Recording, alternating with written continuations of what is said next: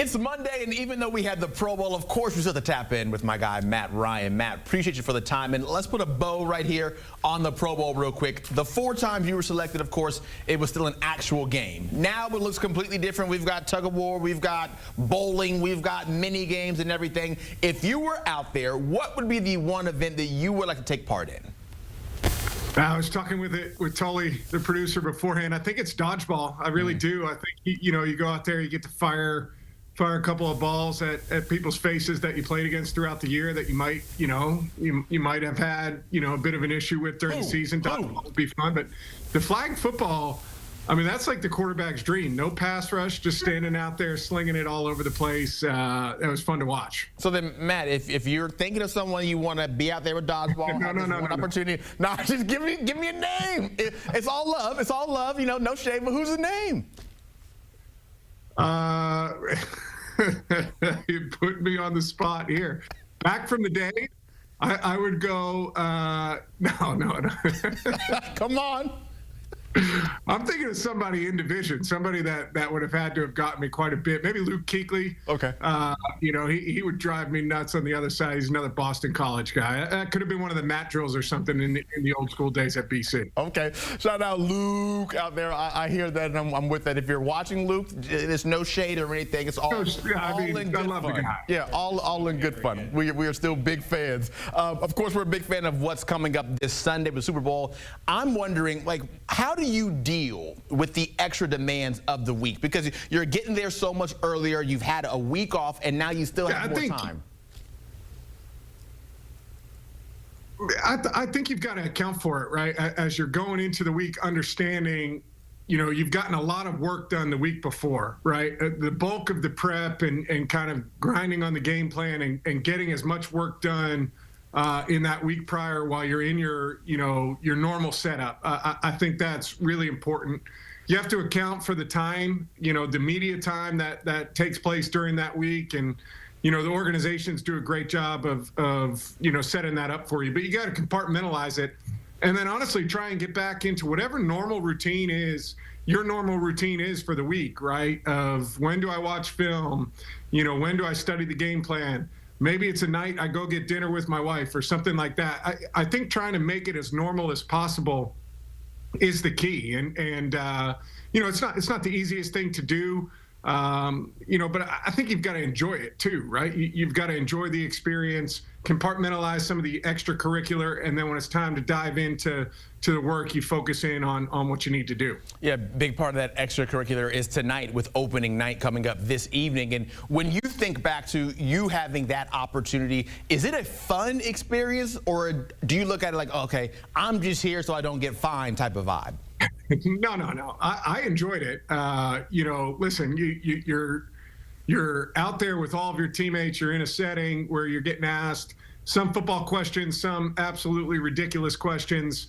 You've got to be there for 2 hours so you don't get fined, whatever that time frame is. You might as well enjoy it while you're there and have fun with it. So I enjoyed the experience. I had fun with it that evening. Monday nights for players typically during the seasons are a night where you're either grabbing dinner, you're going out, you're doing something, or you're watching Monday Night Football. You're chilling anyhow. So I enjoyed that experience, had fun with it, and you just lean into it, lean into the craziness. When you were sitting there, speaking of craziness, do you remember the encounter that you had with the comedian Guillermo? We don't have the footage in the video, but do you remember how that all went down when you were there? I don't. I mean, I feel like that hour and a half is such a blur.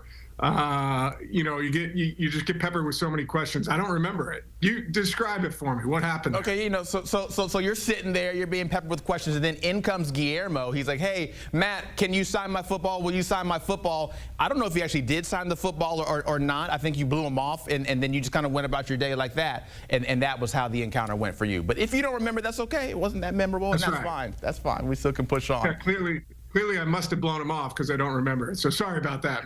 I apologize. I'm glad you didn't blow us off. That's why we're still here. We still can talk some football, of course. All the storylines, and there will be so many that get a lot of pub this week. But what I want to touch on here is offensive line. Chiefs, you look at Joe Thuney, who made that move just a few weeks ago to go from guard to left tackle. Now's tasked with blocking that Eagles pass rush. If you're Mahomes and you're getting ready for the Super Bowl, do you have maybe an extra talk with the guys before a game of this magnitude?